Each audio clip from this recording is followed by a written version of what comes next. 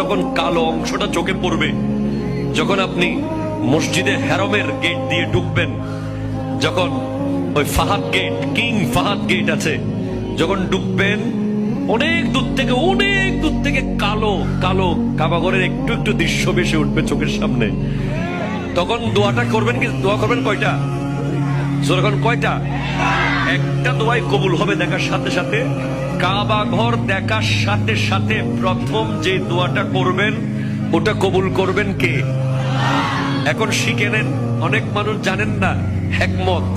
আপনি একটা দোয়া করবেন, একটাই শেষ, একটা সুযোগ পাবেন আপনি, কিন্তু আপনি এমন এক দোয়া করবেন যেন যতদিন ওখানে থাকেন প্রত্যেক দোয়া কবুল হয়ে যায়। এই হিকমতি দোয়াটা শিখে নেন। আপনি বলবেন, আল্লাহ আমি 10, 12, 15 যতদিন এখানে থাকবো, যতগুলো দোয়া করব সব কবুল করে নিয়েন।